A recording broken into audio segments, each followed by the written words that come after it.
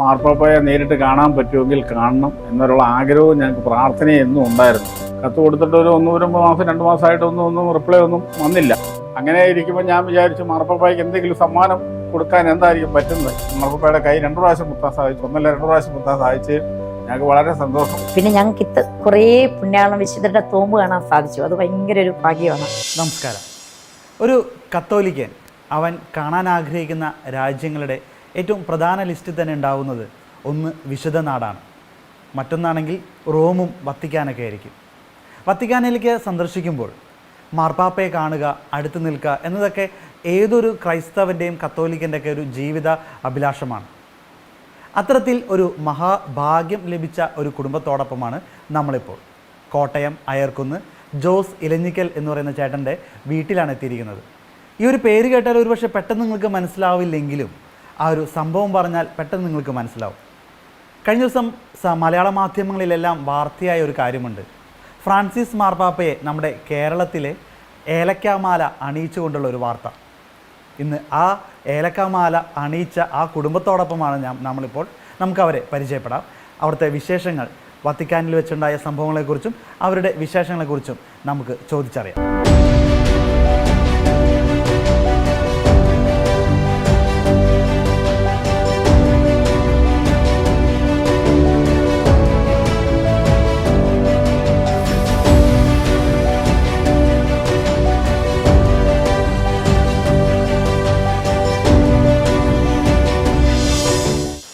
ചേച്ചി നമസ്കാരം. മലയാള മാധ്യമങ്ങളെല്ലാം ഈ കഴിഞ്ഞ ഒരു ദിവസങ്ങളിലൊക്കെ വളരെ വാർത്തയാക്കിയ ഒരു കാര്യമാണ് ഈ ഒരു ഏലക്കമാല ഫ്രാൻസിസ് മാർപ്പാപ്പയെ അണിയിച്ചത്. എനിക്കൊണ്ട് മാർപ്പാപ്പ ജീവിതത്തിൽ ആദ്യമായിട്ടായിരിക്കും ഒരു ഏലക്ക കൊണ്ടുള്ള ഒരു മാല. പല രാജ്യങ്ങളിലും പലത് കിട്ടുന്നുണ്ടെങ്കിലും ഏലക്കമാല അണിയുന്നത് ആദ്യമായിട്ടായിരിക്കും. അങ്ങനെ ആദ്യമായി ഏലക്കമാല അണിയിച്ചതിൻ്റെ ഒരു ഭാഗ്യം ലഭിച്ചിരിക്കുന്നത് ജോസേട്ടന്, നിങ്ങൾക്ക് നിങ്ങളുടെ കുടുംബങ്ങൾക്കാണ് അല്ലേ, കുടുംബത്തിനാണ്. എന്താണ് അന്ന് യഥാർത്ഥത്തിൽ ഉണ്ടായത്? ആ വാർത്തകളൊക്കെ ഞങ്ങൾ അറിഞ്ഞു, പക്ഷേ അതിൻ്റെ കൂടുതൽ വിശേഷങ്ങൾ നമ്മുടെ പ്രേക്ഷകരുമായിട്ടൊന്ന് പങ്കുവയ്ക്കാം. ഞങ്ങളുടെ രണ്ടാമത്തെ മോൻ വൈദികനാണ്. അവിടെ തിയോളജി പഠിച്ച റോമിലാണ്. അപ്പോൾ അന്ന് റോമിൽ പഠിച്ചുകൊണ്ടിരിക്കുന്ന സമയത്ത് പോകണമെന്ന് ഉള്ള ഒരാഗ്രഹം ഉണ്ടായിരുന്നു. അപ്പോൾ അതൊക്കെ ബുദ്ധിമുട്ടാവുമല്ലോ വിചാരിച്ച് അന്നേരത് പോയില്ല. പിന്നീട് മീഡിയയുടെ PhD ചെയ്യാനായിട്ട് സ്വിറ്റ്സർലൻഡിലെ പഠനത്തിന് വിട്ടു. അപ്പോൾ ഞങ്ങൾക്കൊരാഗ്രഹം ഉണ്ടായിരുന്നു, അവിടേക്കൊന്ന് പോകണം, മാർപ്പാപ്പയെ നേരിട്ട് കാണാൻ പറ്റുമെങ്കിൽ കാണണം എന്നൊരു ആഗ്രഹവും ഞങ്ങൾക്ക് പ്രാർത്ഥനയും എന്നും ഉണ്ടായിരുന്നു. അപ്പം ഞങ്ങളിങ്ങനെ പല പ്രാവശ്യവും അച്ഛനെ വിളിക്കുമ്പോൾ അച്ഛൻ പറയും, ഞാൻ വന്നാൽ എൻ്റെ അടുത്ത് വന്നാൽ എനിക്ക് വത്തിക്കാനും റോമും ഒക്കെ കാണിക്കാൻ പറ്റുമോ, മറ്റ് രാജ്യങ്ങളിലൊക്കെ പോകാൻ എനിക്ക് പഠനമുണ്ട്, പള്ളി ശുശ്രൂഷയുണ്ട്, അപ്പം അതൊക്കെ ബുദ്ധിമുട്ടാകും. അങ്ങനെ ഇരിക്കുമ്പോഴാണ് ഇതുപോലെ ചങ്ങനാശ്ശേരിയിൽ നിന്ന് ഒരു 4 അച്ഛന്മാരുടെ നേതൃത്വത്തിൽ ഒരു യൂറോപ്പ് ട്രിപ്പിനെ പറ്റി അറിയുന്നു. അപ്പോൾ ആ സമയത്ത് ഞങ്ങൾ സ്ഥലത്തില്ലായിരുന്നു, ഞങ്ങൾ കാനഡയിൽ മൂത്തമാൻ്റെ അടുത്തായിരുന്നു. അപ്പോൾ ഇതറിഞ്ഞപ്പോൾ ഞങ്ങളുടെ ആഗ്രഹം സഫലമാവില്ലോ എന്ന് വിചാരിച്ച് ഞങ്ങൾ പെട്ടെന്ന് വന്നു അവരുടെ ഏജൻറ്റ് പാസ്പോർട്ടൊക്കെ കൊടുത്ത് വിസയൊക്കെ അടിച്ചു, കിട്ടി. അപ്പോൾ ഞങ്ങളിങ്ങനെ നിരന്തരമായിട്ട് പ്രാർത്ഥിക്കുന്നുണ്ടായിരുന്നു, മാർപ്പാപ്പയെ ഒന്ന് അടുത്ത് കാണാൻ പറ്റുമെങ്കിൽ കാണണം എന്നുള്ളൊരു പ്രാർത്ഥന ഞങ്ങളെന്നും വീട്ടിലുണ്ടായിരുന്നു. പിന്നെ കൂടാതെ ഞങ്ങൾ ഒരു 4 മാസം മുന്നേ ട്രിപ്പ് പ്ലാൻ ചെയ്തപ്പോഴേ എല്ലാ ദിവസവും തന്നെ ഓരോ ദിവസവും ഓരോ കുടുംബങ്ങളാണ് പ്രാർത്ഥിക്കുന്നത്, 9 മണി മുതൽ 10 മണി വരെ. അതാ നമ്മുടെ 50 നോയമ്പിൻ്റെ സമയത്ത് എല്ലാ ദിവസവും തന്നെ കുരിശിൻ്റെ വഴി തുടങ്ങുന്നത്. അങ്ങനെ തുടങ്ങിയ പ്രാർത്ഥനയെല്ലാം ഉണ്ടായിരുന്നു. അതായത് നിങ്ങൾ ഇവിടുന്ന് ട്രിപ്പിന് പോകുന്ന യൂറോപ്യൻ ട്രിപ്പിന് പോകുന്നതിന് മുന്നേ എല്ലാ കുടുംബങ്ങളും ചേർന്ന് വഴി നിങ്ങൾ ഒരുമിച്ച് പ്രാർത്ഥിക്കാം. എല്ലാവരും ഓരോ ദിവസവും ഓരോ വീട്ടുകാരാണ് പ്രാർത്ഥന കൊടുക്കുന്നത്. അങ്ങനെ പ്രാർത്ഥന ഉണ്ടായിരുന്നു. ഒരാൾക്ക് ഞങ്ങൾക്ക് കുരിശിൻ്റെ വഴിയാണ് കിട്ടിയത്. ഞങ്ങൾ രണ്ടും തന്നെ കുരിശിൻ്റെ വഴി ചെല്ലണം. പിന്നെ ചിലർക്ക് ജപമാലയായിരുന്നു. അപ്പോൾ ബാക്കിയുള്ളവർ കൂടും, എല്ലാവരും കൂടി പ്രാർത്ഥനയൊക്കെ ഉണ്ടായിരുന്നു. അങ്ങനെ ഇരിക്കുന്ന സമയത്താണ് മാർപ്പാപ്പയെ കാണാനായിട്ടുള്ള അനുമതിക്ക് വേണ്ടിയുള്ള കത്തൊക്കെ അവിടെ കൊടുത്തു. കത്ത് കൊടുത്തിട്ട് ഒരു 1 മാസം 2 മാസമായിട്ടൊന്നും റിപ്ലൈ ഒന്നും വന്നില്ല. ഏതായാലും ഞങ്ങൾ വീണ്ടും ഇതുകൊണ്ട് തീർന്നില്ല. ഞങ്ങൾ അൽഫോൻസാമ്മയെ വിശുദ്ധയാക്കിയ ഒരു മാർപ്പാപ്പയാണല്ലോ. അപ്പം ആ വിശുദ്ധയുടെ അടുത്ത് ഞങ്ങൾ പോയി ഞങ്ങൾ പ്രാർത്ഥിച്ചു, ഞങ്ങൾക്ക് എങ്ങനെയെങ്കിലും അവിടെ ഒന്ന് ചെല്ലാൻ പറ്റണം, മാർപ്പാപ്പയെ ഒന്ന് അടുത്ത് കാണണമെന്നൊക്കെ ഞങ്ങൾ 2 പേരോട് പോയി പ്രാർത്ഥിച്ചു, സംസാരിച്ചു, കുർബാനയൊക്കെ സ്വീകരിച്ച് വിശ്വകുർബാനയൊക്കെ കണ്ട് ഞങ്ങൾ ഇവിടെ വന്നു. അന്ന് വൈകിട്ട് മെസ്സേജ് വന്നു, മാർപ്പാപ്പയെ കാണാനുള്ള അനുമതി കിട്ടിയെന്ന് ഉള്ളൊരു മെസ്സേജ് വന്നു.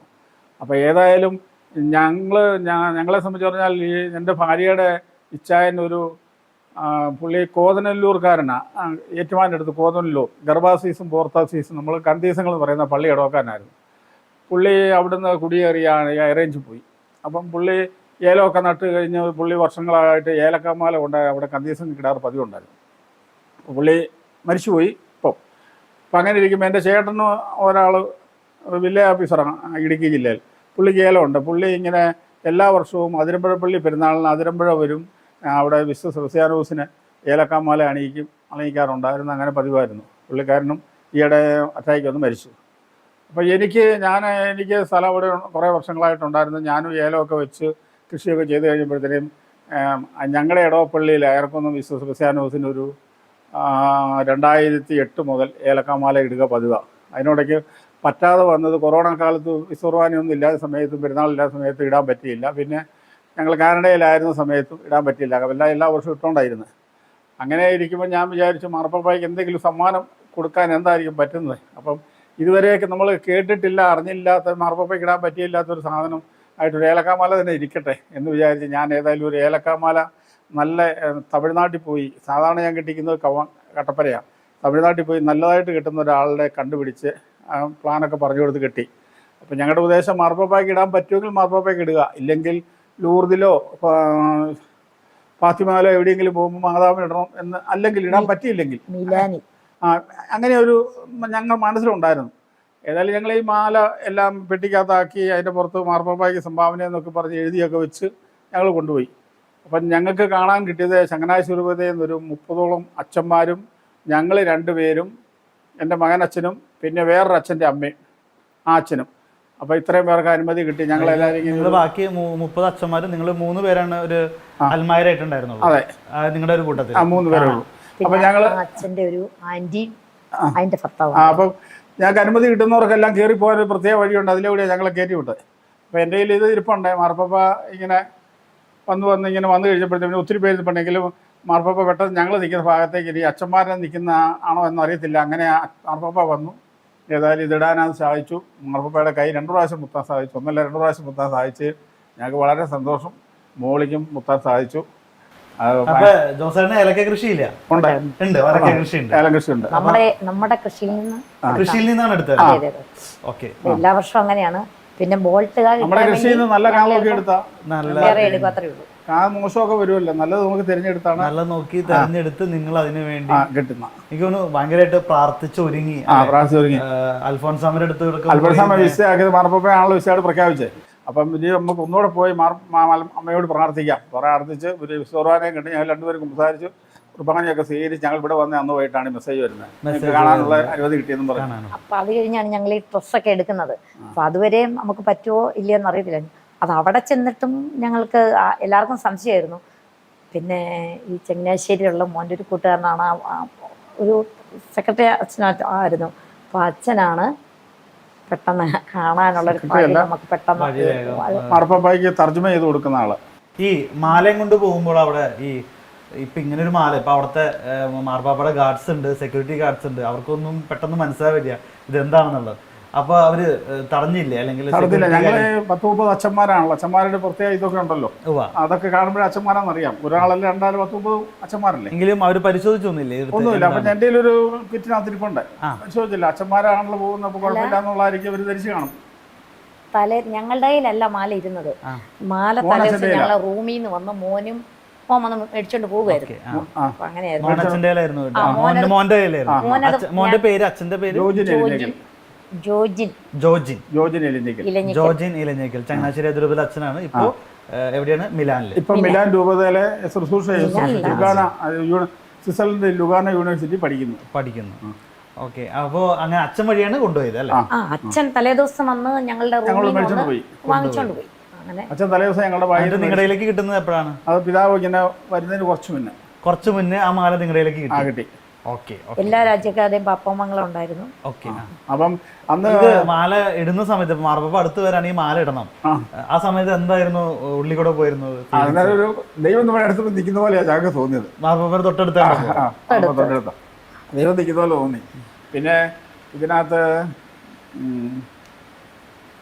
മോളിയുടെ ഇച്ചാൻ്റെ പേരും ജോർജ്, എൻ്റെ ചേട്ടൻ്റെ പേരും ജോർജ്. എൻ്റെ മകൻ്റെ അച്ഛൻ്റെ പേരും ജോർജ്.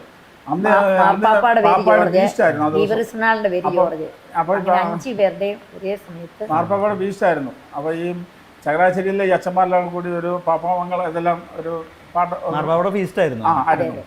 അപ്പോൾ അങ്ങനെ ഒരു 2-3 മിനിറ്റ് സമയം കൂടി 5 മിനിറ്റ് സമയം പിതാവ് മാർപ്പാപ്പ ഞങ്ങളുടെ അടുത്ത് നിൽക്കാനൊരു അവസരം നിൽക്കാൻ പാപമംഗളം പാടിയപ്പോൾ പാപ്പാമംഗളം പാടി. അച്ഛന്മാരെല്ലാം ഏത് ഭാഷയിലോ? ഏത് ഭാഷ നമ്മുടെ ഭാഷ തന്നെയാണ് നമ്മുടെ ഇവിടെ പാടിയത്? വേറെ ഓരോ രാജ്യക്കാരും അവരവരുടെ ഭാഷയിൽ അങ്ങനെ പാടിയത്. അപ്പൊ മാർപ്പാപ്പ തൊട്ടടുത്തുണ്ടായിരുന്നു. പണ്ടിയാലി മാർപ്പാപ്പ ഈ ഏലക്കയ്ക്ക് നല്ല മണമൊക്കെ ആണല്ലോ. നല്ല മണമാണ്. അപ്പൊ ആ സമയത്ത് നല്ല സ്മെല്ലൊക്കെ ഉണ്ടായിരുന്നു. നല്ല സ്മെല്ലായിരുന്നു. കൂടി നീ എടുത്തപ്പോഴേ ആ പ്രദേശം മുഴുവൻ നല്ല മണം പ്രദേശം. അപ്പൊ മാർപ്പാപ്പ ഉള്ളിലിട്ട് മാർപ്പാപ്പ എന്താ മാർപ്പാപ്പയ്ക്ക് ഇതിനെ പറ്റി കാരണവനെ പറ്റി അറിയാമായിരിക്കാം. പച്ചയും മഞ്ഞയുള്ള മഞ്ഞ മാർപ്പാപ്പ നോക്കി അതൊക്കെ നോക്കി അതൊക്കെ നോക്കി എങ്ങനെയാണ് അപ്പോൾ ഞാൻ കൂടെ ഇടുമ്പോഴേ ചിരിച്ചു. അത് കഴിഞ്ഞ ആശീർവാദം നല്ലപോലെ ഇതൊക്കെ ചിരിച്ച്. അപ്പോൾ ഞങ്ങളിങ്ങനെ കാണുന്നുണ്ടായിരുന്നു ഓരോരുത്തരും മാർപ്പാപ്പയുടെ അടുത്ത് കാണാൻ പറ്റുന്നവരൊക്കെ ഇങ്ങനെ മാർപ്പാപ്പയ്ക്ക് ഓരോ സമ്മാനം കൊടുക്കും. അത് അന്നേരം മാർപ്പാപ്പ അടുത്ത ആളെ കൊടുക്കും. ഇങ്ങനെ മാറിപ്പോന്നൊക്കെ കാണാമായിരുന്നു.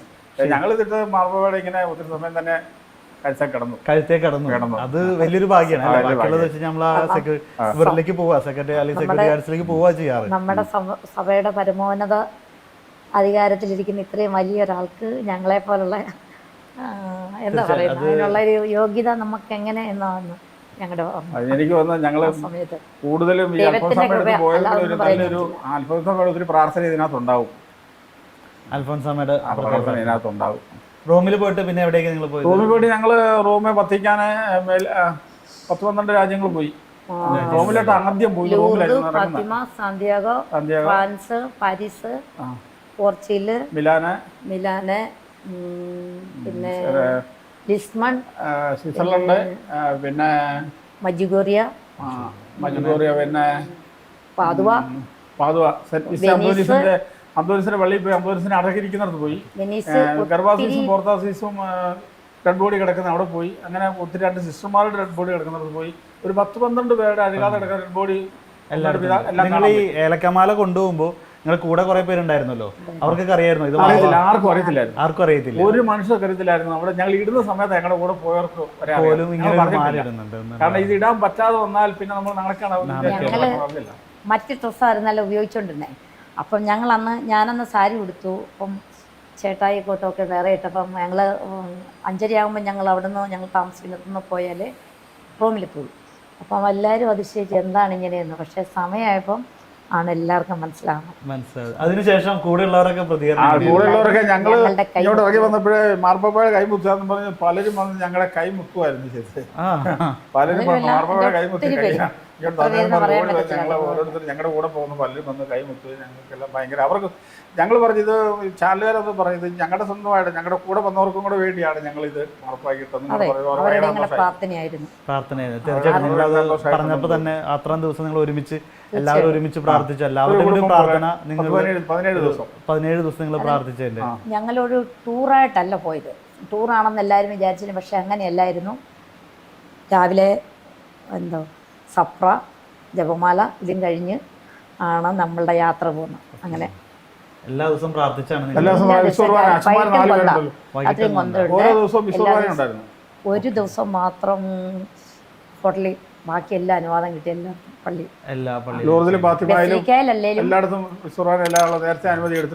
പിന്നെ ഞങ്ങൾക്ക് ഏറ്റവും സന്തോഷമുള്ള ഒരു കാര്യം മോൻ നടന്നുപോയ ആ സാന്ധ്യയിൽ ചെന്ന് എത്തുക എന്ന് പറയുമ്പം, കാരണം മോനിവിടെ പോയതിന്റെ വീഡിയോ ഒക്കെ ഉണ്ടായിരുന്നു. ഭയങ്കര സങ്കടമായിരുന്നു. നടന്നു പോയെന്ന് പുള്ളിക്കാരനായ മോനെ 2 പ്രാവശ്യം കഴിഞ്ഞ വർഷവും കഴിഞ്ഞ മുന്നത്തെ വർഷവും അവിടുന്ന് 960 കിലോമീറ്റർ ഒറ്റയ്ക്ക് നടന്ന് യാക്കോബ്സ്ലിയുടെ പള്ളിയിൽ പോയി. നമ്മുടെ മലയാറ്റിലൊക്കെ പോകുന്ന പോലെ നടന്നു കയറുന്ന പോലെ. അപ്പം പോകുന്ന വഴിക്കൊക്കെ ഓരോരുത്തരുണ്ട്. അപ്പം ഞങ്ങളിങ്ങനെ അങ്ങ് ഈ യാക്കോബ്സ്ലിയുടെ പള്ളി ഞങ്ങൾ പോയ വഴിക്ക് ഇങ്ങനെ ഓരോരുത്തർ നടന്നു പോകുന്നത് ഞങ്ങൾ കണ്ടു. പുള്ളി ഒറ്റയ്ക്ക് 960 കിലോമീറ്റർ നടന്ന് പോയി. ഈ വർഷം ഒന്നുകൂടെ പുള്ളിക്ക് നടന്നു പോയി വെച്ച് അവിടുത്തെ പഠനം തീർന്നു പോകണമെന്നാണ് പുള്ളി ആഗ്രഹം. ഞങ്ങൾ പറഞ്ഞു 960 കിലോമീറ്റർ നടന്നു. 36 ദിവസം കൊണ്ട് 36 ദിവസം കൊണ്ട്. ഒരു പ്രാവശ്യം പോർച്ചുഗീസ് വഴിയും ഒന്ന് ഫ്രാൻസ് വഴിയാ പോയത്. ഇനി ഇംഗ്ലണ്ട് വഴി ഒന്ന് നടക്കാനാണ് ആഗ്രഹം. നടക്കാൻ ഇത് യാക്കോബ്സ്ലിയുടെ പള്ളിക്ക് പോകാനുള്ള കാരണം അവിടെ നേർച്ചയുണ്ടോ? അങ്ങനെ 10 വർഷം കൊണ്ട്, അതായത് കാര്യങ്ങളൊക്കെ അറിഞ്ഞ ആ സമയം തൊട്ടുള്ള ഒരു പ്രാർത്ഥനയായിരുന്നു. പിന്നെ അവിടെ നിന്നും 120 കിലോമീറ്റർ നടന്ന് ലൂർദിൽ പോയി. ലൂർദ്, ദൂരമല്ല, ഫാത്തിമ, മാതാവിനെ പണ്ട് വള്ളത്തെ യാക്കോസിലെ കൊണ്ട് ഇറക്കി ഒരു കടലിന്റെ അതല്ലാതെ പോയി. അവിടെയും നടന്നു. അവിടെ നടന്നു. അപ്പൊ അവിടെ നിങ്ങൾ സന്ദർശിച്ചു? അവിടെ ഞങ്ങൾ പോയില്ല, ഞങ്ങൾക്ക് അവിടെ പോകാൻ പറ്റില്ല. അല്ല, ഈ യാക്കോബ്സിലയുടെ പള്ളി പോയി. പള്ളി പോയി. യാക്കോസിലെ പള്ളി ഞങ്ങൾ ഒരു ദിവസം മുഴുവൻ ഉണ്ടായിരുന്നു. ഒരു ദിവസം മുഴുവൻ ഉണ്ടായിരുന്നു. അത് മോനിങ്ങനെ നടന്നു പോയത് കൊണ്ട് അവിടെ കാണണമെന്ന് വലിയ ആഗ്രഹം. ഭയങ്കര ആഗ്രഹമായിരുന്നു. അല്ല, അന്നത്തെ ടൂറ് തീർന്നില്ലായിരുന്നു. അന്നത്തെ ടൂറുകാർക്ക് അവിടെ പല സ്ഥലവും കാണാനുണ്ടായി. മുഴുവൻ അന്ന് ആ ഭാഗത്തായിരുന്നു. ഓക്കെ, അങ്ങനെയായിരുന്നു. അങ്ങനെയായിരുന്നു. ഇതിനുശേഷം ഇത് പെട്ടെന്നാണ് വാർത്തയായത്. മാധ്യമങ്ങളെല്ലാം, എല്ലാ മുൻനിര മാധ്യമങ്ങളടക്കം ഇത് വാർത്തയാക്കി. കാരണം വെച്ചാൽ മാർപ്പാപ്പ ഇതുവരെ കേരളത്തിലേക്ക് വന്നിട്ടില്ല. ഒരു പക്ഷേ കേരളത്തിലേക്ക് നമ്മൾ വന്നു കഴിഞ്ഞാൽ ഇതുപോലുള്ള സാധനം ചിലപ്പോൾ ഒരു പക്ഷേ മാർപ്പാപ്പയ്ക്ക് കിട്ടുമായിരിക്കാം. കേരളത്തിന്റെ മാർപ്പാപ്പ കേരളത്തിൽ വന്നാൽ നമ്മൾ വീണ്ടും മാർപ്പാപ്പയ്ക്ക് ഇടാൻ പറ്റുമെന്ന് ഇട്ടിരിക്കും. അപ്പോൾ കിട്ടില്ല. പക്ഷേ ഇത് നമ്മൾ റോമിൽ കൊണ്ടുപോയിട്ടാണ് നമ്മുടെ ഇവിടെ നാട്ടിലൊക്കെ ഉണ്ടാകുന്ന ഈ ഏലക്ക വെച്ചുകൊണ്ടൊരു മാല അത് അണിയിച്ചു. അപ്പോൾ ഇത് വലിയ വാർത്തയായിരുന്നു. ഒപ്പം മലയാളികൾക്കൊക്കെ വലിയ അഭിമാനമായിരുന്നു, സന്തോഷം ഉണ്ടായിരുന്നു, പ്രത്യേകിച്ച് ക്രൈസ്തവർക്ക്. അപ്പം ഇവിടുത്തെ ഈ മാർത്തിയതിനു ശേഷമുള്ള എന്തായിരുന്നു പ്രതികരണം? ഇവിടുന്ന് ആളുകൾ വിളിച്ചിരുന്നോ? പള്ളിയിൽ നിന്ന് ഞങ്ങളെ നിരവധി പേര് വിളിച്ചിരുന്നു. പള്ളിയിൽ അച്ഛൻ പ്രത്യേകം ഞങ്ങളോട് കഴിഞ്ഞ ഞായറാഴ്ച കുർബാനയ്ക്ക് ഞങ്ങളുടെ വികാരിച്ചൻ അപ്പം ജോജിനച്ഛൻ വന്ന്, അന്ന് വിസുർബാന ജോജിനച്ഛനായിരുന്നു. വിസുർബാനയുടെ ഇടയ്ക്ക് സംഘസമയത്ത് അച്ഛൻ പറഞ്ഞതുപോലെ അത് ആർക്കും കിട്ടാൻ മേലാത്ത ഭാഗ്യമാണ് കിട്ടിയത്, ഭയങ്കര സെക്യൂരിറ്റി ഉള്ളതാണ്, ഇതിങ്ങനെ കിട്ടി അങ്ങനെ എന്ന് പറയാം. അച്ഛൻ ഞങ്ങളെ പോയിട്ട് ഒത്തിരി എല്ലാം പറഞ്ഞു. ഞങ്ങൾ പള്ളിയിൽ നിന്ന് ഇറങ്ങിയപ്പോൾ തന്നെ ഒരു 50 പേരെങ്കിലും ഞങ്ങളുടെ വട്ടം കൂടി ഇടവകയിൽ 50 പേരെങ്കിലും. അപ്പോൾ ഒരു കഥ കൂടി ഇറങ്ങിയ ബാക്കി 4 കഥ കൊണ്ടായി. ഇനി ഇറക്കുന്ന സമയത്ത് ഇനി ഇതിൽ കൂടുതൽ ഉണ്ടാകാൻ സാധ്യതയുണ്ട്. അത്രയും എല്ലാവരും എന്താണ് പറഞ്ഞത്? എല്ലാവരും ഈ പറഞ്ഞ പോലെ മാർപ്പാപ്പ മധ്യ കയ്യാന്നും പറഞ്ഞ് വരെ മുത്താനായിട്ട് വന്നവരുണ്ട്. അതിൻ്റെ ഒരു പ്രത്യേകതയുണ്ട്. ഞാൻ ആ ഇറക്കംപള്ളി ഒരു 3 വർഷം ശുശ്രൂഷ ട്രസ്റ്റിയായിട്ട് കഴിക്കാനായിട്ട് ചെയ്തു. അപ്പം എന്നെ എല്ലാവർക്കും അതിന് തന്നെ അറിയാം. ഓക്കെ. പിന്നെ രൂപതയെന്നോ നിങ്ങൾ പിതാവിനെ കണ്ടിരുന്നോ? അല്ലെങ്കിൽ ഞങ്ങളുടെ കൂടെ 3 പിതാവ് ഞങ്ങൾ ഇത് ചെന്ന 2 ദിവസം കഴിഞ്ഞ് പിതാവ് അവിടെ വന്നിരുന്നു. പിതാവ് മിലാനി വന്നിരുന്നു. 2 ദിവസം ഞങ്ങളോട് പിതാവ് ഉണ്ടായിരുന്നു. പിതാവ് റോമിലേക്ക് ഇങ്ങനെ ഈ ഒരു വിഷയം പിതാവ് 2 ദിവസം വന്നപ്പോൾ ഞങ്ങളും പിതാവിനോട് കൂടെ യാത്ര ചെയ്യാനൊക്കെ സഹായിച്ചു. പിതാവിനെ അത് കഴിഞ്ഞ് അവിടുന്ന് മിലാൻ റെയിൽവേ സ്റ്റേഷനിൽ നിന്ന് റോമിന് ട്രെയിനെ കയറ്റി വിട്ടു. ഒരു അച്ഛൻ്റെയും കൂടെ അങ്ങനെ വിട്ട് ഞങ്ങൾ പിതാവിനോട് സിനഡ് ഉണ്ടായിരുന്നു. അതിന് പിതാവ് പോയിരുന്നു. നിങ്ങളുടെ കുടുംബത്തെ കുറിച്ച് ഒന്ന് പറയോ പ്രേക്ഷകർക്ക് വേണ്ടി? ഞങ്ങൾക്ക് 3 മക്കളാണ്. മൂത്തമാൻ കാനഡയിലാണ്. മോന് 3 മക്കളുണ്ട്, 2 ആണും 1 പെണ്ണും. 2ാമത്തെ മോനാണ് ജോജിനച്ചൻ. 3ാമത്തെ കൊച്ച് ചെത്തിപ്പുഴ PR ആയിട്ട് വർക്ക് ചെയ്യുന്നു. അവൻ്റെ വൈഫും പാല മെഡിസിറ്റിയിൽ ഫിസിയോതെറാപ്പി വർക്ക് ചെയ്യുന്നു. അവർക്കൊരു കുഞ്ഞാണ്. മോളുടെ പേര് സാറ. മൂത്ത മോൻ്റെ കൊച്ചിൻ്റെ പേര് യോന, ഇസബൽ, ഡാനിയൽ. 3 ആൺമക്കള്. മൂത്ത മോനെ ഒരു പെണ്ണും 2 ആണും. ഓക്കെ. ഈ മക്കളിൽ ഒരാള് ദൈവത്തിന്റെ വേണ്ടി ശുശ്രൂഷയ്ക്ക് വിളിച്ചാൽ അങ്ങോട്ട് പോകും. അതെ. അതെങ്ങനെയായിരുന്നു വിളി? ദൈവം നിങ്ങളുടെ അടുത്ത് വന്ന് പറഞ്ഞത് എങ്ങനെയാണ്? ഇത് നമ്മുടെ മകൻ്റെ നമ്മുടെ മകനെ നല്ലതായിട്ടൊക്കെ പഠിക്കുമായിരുന്നു. ഇടയ്ക്ക് ഈ വീടിൻ്റെ പണി നടന്ന സമയത്ത് ഞങ്ങൾക്ക് ശ്രദ്ധ അത്ര പറ്റിയില്ല. ആ വീടിൻ്റെ പണി നടക്കുമല്ലേ, അപ്പോൾ ഒരു ശകല കുഴപ്പമൊക്കെ ഉണ്ടായിരുന്നു. എങ്കിലും എല്ലാ വിഷയത്തിലും ജയിക്കുകയൊക്കെ ചെയ്യുമായിരുന്നു. അപ്പം ഞാൻ പറഞ്ഞു ഞാൻ പറഞ്ഞു അപ്പം ഇച്ചിരി മാർക്ക് കുറവായിരുന്നു. എല്ലാത്തിനും ജയിക്കും. അപ്പം ഞാൻ പറഞ്ഞിടാ 300 മാർക്ക് കുറയാതെ വാങ്ങിച്ചാൽ നിനക്ക് 1 പവൻ്റെ ഒരു മാല വാങ്ങിച്ചു തരാമെന്ന് പറഞ്ഞു. അപ്പം 300 മോളിൽ മാർക്ക് കിട്ടി ജയിച്ചു പറഞ്ഞാൽ എൻ്റെ അടുത്ത് വന്നു, എനിക്ക് മാല വേണ്ട, പിന്നെ എന്നാ വേണം? ഞാൻ സെമിനാരിൽ പോകാൻ തീരുമാനിച്ചു. അതുകൊണ്ട് അതിനുള്ള പൈസ മുടക്കാമെന്ന് പറഞ്ഞു. അങ്ങനെ സെമിനാരിൽ പോയി. ദൈവവിളി അപ്പൊ ഈ 10ാം ക്ലാസ് വരെ നിങ്ങൾക്ക് ഒരു ഇതുണ്ടായിരുന്നില്ലേ? മൂത്ത മോനായിരുന്നു അച്ഛനാകാൻ പോണോന്ന് പറഞ്ഞു. ചേട്ടാടെ ഷർട്ടൊക്കെ എടുത്തിട്ട് കുർബാന ജോജിനച്ഛൻ പറയും, ചേട്ടൻ അച്ഛനാകാൻ പോക്കൂ, ഞാൻ അച്ഛൻ്റെ പള്ളിയിലെ കപ്പ്യാരായിക്കോളാം നോക്കി. അത് കഴിഞ്ഞ് 9ാം ക്ലാസ് കഴിഞ്ഞ് ഇവർക്ക് പിള്ളേർക്ക് കൗൺസിലിംഗ് നടത്തി. അതിന് ശേഷമാണ് പുള്ളി നിശ്ചയിക്കുന്നത് ഞാൻ സെമിനാരിൽ പോവാണ്. സെമിനാരിൽ പോകണമെങ്കിൽ ഇല്ല, നേരത്തെ അപ്പം ചങ്ങനാശ്ശേരിയിൽ പോകണമെന്നായിരുന്നു ആഗ്രഹം. അങ്ങനെ പോയി കഴിഞ്ഞപ്പം ആദ്യം MCSൽ പോകണമെന്നായിരുന്നു താല്പര്യം. അപ്പോൾ അത് കഴിഞ്ഞപ്പോഴാണ് നമ്മുടെ ജോബിയച്ഛൻ ഇവിടെ വന്നപ്പോൾ അച്ഛൻ പറഞ്ഞു, നല്ല പിള്ളേരൊക്കെ കൊണ്ടത് അവിടെ ചങ്ങനാശ്ശേരി അതിരൂപതയ്ക്ക് വേണ്ടിയാന്ന് പറഞ്ഞു. അങ്ങനെ മോന് പോകുന്നു. അപ്പോൾ അവിടെ എന്നാ 300 മാർക്ക് ഉണ്ടെങ്കിൽ മാത്രമേ എടുക്കുകയുള്ളൂ. അവിടെ സെമിനാരിൽ ചങ്ങനാശ്ശേരി 300 മാർക്കെങ്കിലും വേണമെന്ന് പറഞ്ഞു. അപ്പം കൊച്ചിച്ചിരി പഠിത്തത്തിൽ ഇവരൊക്കെ ആരും ഉഴപ്പല്ല, പഠിക്കാനുള്ള ഒരു അത്ര കഴിവൊന്നും ഇല്ലായിരുന്നു. അല്ല, ആ സമയത്ത് അത്രയൊന്നും ഇല്ലായിരുന്നു. അത് കഴിഞ്ഞ് പക്ഷേ റിസൾട്ട് വന്നപ്പോൾ 301 മാർക്ക്. ഇവിടെ തുള്ളിച്ചാടി. എനിക്ക് പോകാൻ ഭയങ്കര തുള്ളിച്ചാട്ടമായിരുന്നു. അങ്ങനെ ഒരു മാർക്ക് ദൈവം കൂടുതൽ സെമിനാരി പോയി. സെമിനാരി ചെന്നിട്ടും പഠിക്കുന്ന കാര്യത്തിലൊക്കെ എല്ലാം ഒന്നും മനസ്സിലാകുന്നില്ല. അപ്പം അച്ഛനോട് പറഞ്ഞു എനിക്ക് എങ്ങനെയാണെന്ന് അറിയത്തില്ല. അപ്പം അച്ഛനെ വിളിച്ചപ്പോൾ ഓർത്ത് ഏതായാലും പുള്ളീനെ വിടാനായിരിക്കും, പഠിത്തം മണ്ടനല്ലേ, അപ്പം വിടാനാണോ എന്നൊക്കെ ഒരു വിചാരം ഉണ്ടായിരുന്നു. പക്ഷേ അച്ഛൻ പറഞ്ഞു ദൈവകൃപയുണ്ടെന്ന് പറഞ്ഞു. അങ്ങനെ പിന്നെ ഡിസ്റ്റിങ്ഷനായി കേരള യൂണിവേഴ്സിറ്റി റാങ്കിയോടെ പാസ്സായി.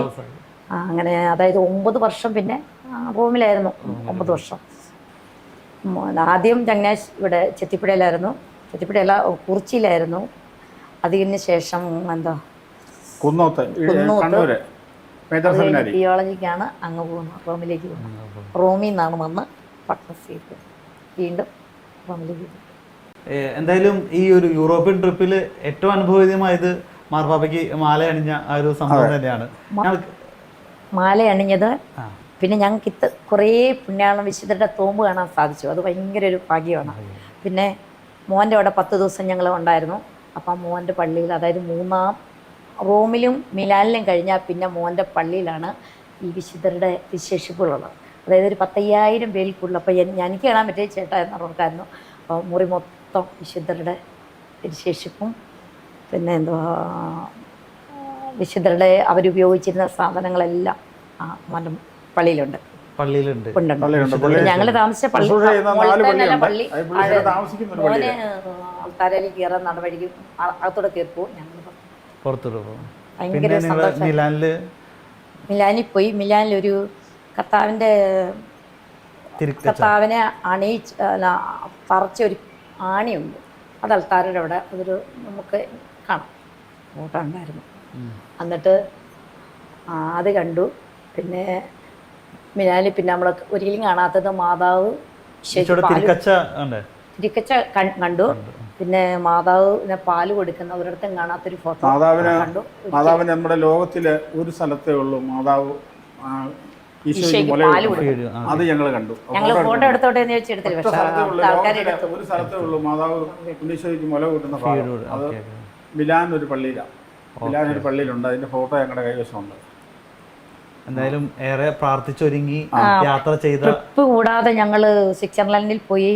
നിക്കോളസ് പുണ്യാളൻ്റെ വീട്, പുണ്യാളം താമസിച്ച 20 വർഷത്തോളം വിശുദ്ധ കുർബാന മാത്രം ഭക്ഷിച്ച് ജീവിച്ച നിക്കോളസ് പുണ്യാളൻ്റെ ജന പുണ്യവതി റോസ് മെസ്സിക്ക മാതാവ്, അങ്ങനെ കുറേ ഭാഗങ്ങൾ. പിന്നെ ഒരു ആശ്രമമുണ്ട് മിണ്ടാമടം, അവിടെ എല്ലാം പോയി. ചെന്ന ദിവസം ഒട്ടും ഞങ്ങൾ വിശ്രമിച്ചിട്ടില്ല, എല്ലാ സ്ഥലവും കൊണ്ട് കാണിക്കുകയായിരുന്നു. ഭയങ്കര സന്തോഷമായിരുന്നു. എന്തായാലും പിന്നെ ഞങ്ങളുടെ വെഡിങ് ആനിവേഴ്സറി 40-ാം വർഷമായിരുന്നു. മാർപ്പാപ്പയുടെ സമ്മാനം ഉണ്ടായിരുന്നു. അതിൻ്റെ പിന്നെ കൂടാതെ മോൻ്റെ അവിടെ മിക്കവാറും ഫ്രെയിം ചെയ്യാൻ ചങ്ങനാശ്ശേരി കൊണ്ടുപോയിക്കാണ്. ഉൾക്കൊള്ളാത്തൊരു സ്ഥലമാണ് വിയന്ന. വിയന്ന അവിടെ പോയി. ലോകത്തിലെ 3ാമത്തെ വലിയ പള്ളി വിയന്ന ഇല്ല, ആ പള്ളിയിലൊക്കെ പോകാൻ സാധിച്ചു. അത് അവിടെ പിന്നെ വിയന്ന ഒരു ഓസ്ട്രിയ, അങ്ങനെ എല്ലാം പോയി. അങ്ങനെ ട്രിപ്പ് കൂടാതെ തന്നെ ഞങ്ങൾ വേറെ പല രാജ്യങ്ങളും ഒത്തിരി പള്ളിയിലും പ്രതീക്ഷയില്ലാതെ ഇതെങ്ങനെ എന്നാണ് ഞങ്ങളുടെ ഓർമ്മ. തമ്പുരാൻ തന്ന കൃപ. നിങ്ങൾ പ്രാർത്ഥിച്ചൊരുങ്ങി, അത്രമാത്രം പ്രാർത്ഥിച്ചൊരുങ്ങി പോയതിന്റെ എന്റെ വീട് മകൻ അച്ഛനാണ്. എന്റെ വീട് കട്ടപ്പനയാണ്. അപ്പം ചേട്ടാ ഇവിടെ നിന്നാണ്. പക്ഷേ ആ മലമൂട്ടി കിടക്കുന്ന ഞങ്ങൾക്ക്, അതായത് ഞങ്ങളെ സംബന്ധിച്ച് പറഞ്ഞാൽ 2 പേർക്ക് ഒത്തിരി വിദ്യാഭ്യാസമോ അങ്ങനെയൊന്നുമില്ല. അത്രയുള്ളൊരു ഇത്രയും താഴ്ന്നൊരു സ്ഥലത്ത് നിന്ന് ഈ ഒരു ഇതിൽ നിന്ന് നമ്മളെ ദൈവം ഇത്രയൊക്കെ ഉയർത്തിയതിന് എത്ര നന്ദി പറഞ്ഞാലും നമുക്ക്. ഓക്കെ, അപ്പോൾ എന്തായാലും വളരെയധികം നന്ദി. കാരണം നിങ്ങൾ ആ മാർപ്പാപ്പയെ അടുത്ത് പോവുകയും ആ ഒരു കാര്യം മലയാളികൾക്കെല്ലാം വളരെ അഭിമാനമായിരുന്നു. ക്രൈസ്തവർക്ക് ഒരുപാട് സന്തോഷമായിരുന്നു. മാർപ്പാപ്പ ആ ഒരു മാലയൊക്കെ അണിഞ്ഞ് നിൽക്കുന്ന ഒരു ഫോട്ടോ, അതിൻ്റെ വീഡിയോ ഒക്കെ കണ്ടപ്പോൾ ഏറെ അഭിമാനം തോന്നി. ഇപ്പോൾ നിങ്ങളെ അടുത്ത് ഇത്ര ഞങ്ങളോട് സംസാരിക്കാൻ സാധിച്ചതിലും ഞങ്ങൾക്കും അതോടൊപ്പം പ്രേക്ഷകർക്കും വളരെയധികം സന്തോഷം. ഒരുപാട് നന്ദി.